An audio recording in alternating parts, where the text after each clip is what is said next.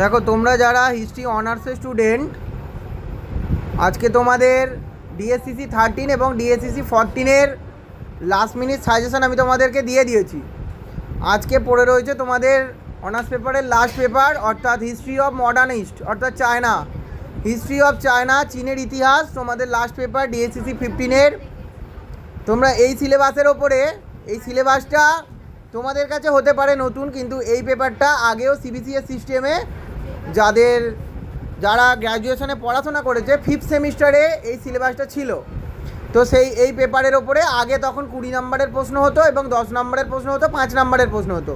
কিন্তু এখন অনার্সে তোমাদের ডাইরেক্টলি এই পেপারটা থেকে 20 নম্বরে 3টে প্রশ্নের উত্তর লিখতে হয় এবং 5 নম্বরে 3টে প্রশ্নের উত্তর লিখতে হয়।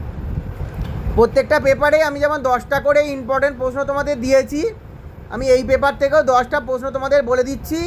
এবং পরীক্ষার শেষ মুহূর্তে এসে, অর্থাৎ পরীক্ষার যেদিন একদিন বাকি থাকবে তার আগের দিন আমি এখান থেকে আরও 4টে করে প্রশ্ন তোমাদের কমিয়ে দেবো।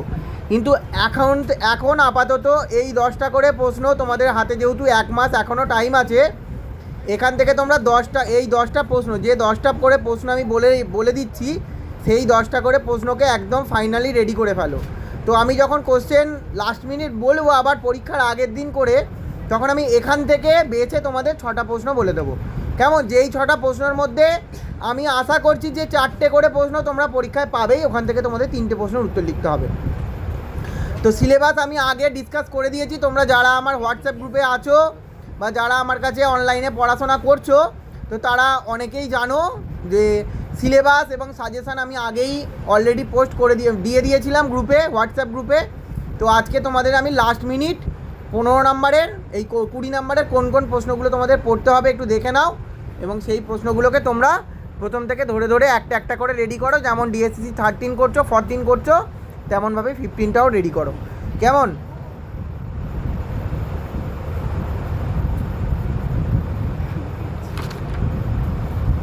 দেখো তোমাদের জন্য সবার প্রথম আমি যে প্রশ্নটা রেখেছি ডিএসসিসি 15 থেকে, সবার প্রথম রেডি করো তাইপিং বিদ্রোহ। তাইপিং বিদ্রোহের কারণ, প্রকৃতি, গুরুত্ব আলোচনা করো। নেক্সট, ক্যান্টন বাণিজ্যের বৈশিষ্ট্য এবং অবস্থানের কারণ। চীনের চৌঠা মে আন্দোলনের বৈশিষ্ট্য এবং গুরুত্ব। চীনে আত্মশক্তি আন্দোলনের বৈশিষ্ট্য এবং গুরুত্ব কী ছিল। 1911 খ্রিস্টাব্দে গণপ্রজাতন্ত্রী চীনের বিপ্লবে সানিয়াত সেনের ভূমিকা আলোচনা করো। আচ্ছা, চীনের কমিউনিস্ট পার্টির প্রতিষ্ঠার প্রেক্ষাপট আলোচনা করো ইয়েনান সময়কাল অনুযায়ী। 1, 2, 3, 4, 5, 6টা প্রশ্ন হলো। নেক্সট করো, চীনের ইতিহাসে সমরনায়কতন্ত্রের যুগ সম্পর্কে আলোচনা করো। মোস্ট ইম্পর্টেন্ট কোশ্চেন, এই কোশ্চেনটা ধরো তোমাদের পরীক্ষায় এসে বসে আছে।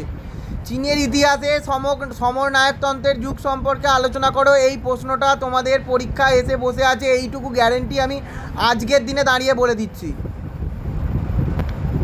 নেক্সট, বক্সার বিদ্যের পটভূমি এবং ফলাফল আলোচনা করো। তুংচি পুনঃপ্রতিষ্ঠা কি প্রকৃত অর্থে রাজতন্ত্রের পুনঃপ্রতিষ্ঠা ছিল, ব্যাখ্যা করো। আর একটা প্রশ্ন, প্রাক আধুনিক চীন রাষ্ট্রকে কি একটি জেন্টি শ্রেণীর রাষ্ট্র বলা হয়, এ বিষয়ে তোমার মত পোষণ করো। উপরে 6টা, উপরে 7টা, আর এদিকে 3টে, 7টা 3টে 10টা প্রশ্ন দিলাম। আর যার কারোর যদি সময় থাকে তাহলে আফিমের যুদ্ধ প্রশ্নটা একটু দেখে রাখতে পারো। এই 11খানা প্রশ্ন আমি তোমাদের 20 নম্বরের জন্য দিলাম। আমি পরীক্ষার আগে এখান থেকেই আমি 6টা প্রশ্ন ইম্পর্টেন্ট আকারে বেছে দেবো। কেমন? 5 নম্বরের জন্য কোন কোন প্রশ্নগুলো পড়বে সেগুলো একটু দেখে নাও। 5 নম্বরের জন্য তোমরা পড়বে বক্সার বিদ্যের প্রকৃতি আলোচনা করো। টিকা লেখো বক্সার প্রোটোকল। কনফুসিয়াসবাদ, চীনের কনফুসিয়াসবাদ সম্পর্কে একটি টিকা লেখো। ইয়েনান গণতন্ত্র, চীনের ইয়েনান গণতন্ত্র বলতে কী বোঝো, টিকা লেখো। চীনের চুক্তি ব্যবস্থা বলতে কী বোঝো, টিকা লেখো। নজরানা পদ্ধতি বলতে কী বোঝো। শত দিবসের সংস্কার বলতে কী বোঝো। চীনের মুসলিম বিদ্রোহ সম্পর্কে একটি টিকা লেখো। চীনে মুক্তদান নীতি সম্পর্কে একটি টিকা লেখো। লং মার্চের গুরুত্ব, নানকিং সন্ধির শর্ত। আর একটা প্রশ্ন বলি, সানিয়াত সেনের 3টি আদর্শ। 1, 2, 3, 4, 5, 6, 7, 8, 9, 10।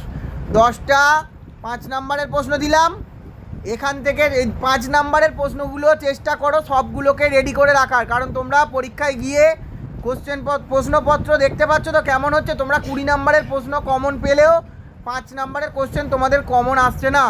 তো আমি আগে থেকে তোমাদেরকে বলছি 5 নাম্বারের প্রশ্ন একটাও তোমরা বাদ দেবে না। যে কটা 5 নাম্বারের প্রশ্ন আমি বললাম প্রত্যেকটা 5 নাম্বারের প্রশ্নকে ধরে ধরে একটা একটা করে রেডি করে রাখো, এবং 20 নাম্বারের প্রশ্ন রেডি করো। আমি পরীক্ষার আগের দিন লাস্ট মিনিট 20 নাম্বারের যে 6টা প্রশ্ন একদম চোখ বুলিয়ে যাবে লাস্ট মিনিট, সেটা আমি বলে দেবো তোমাদের, কেমন? তো তোমাদের যদি ভিডিওটা ভালো লাগে তোমার বন্ধুদের সঙ্গে ভিডিওটা শেয়ার করো, আমার চ্যানেলটিকে সাবস্ক্রাইব করো, একটা লাইক করো, যদি প্রয়োজন মনে করো একটা কমেন্টস করো। তোমরা সবাই সুস্থ থেকো, ভালো থেকো এবং পরীক্ষার জন্য খুব ভালোভাবে প্রিপারেশান নাও।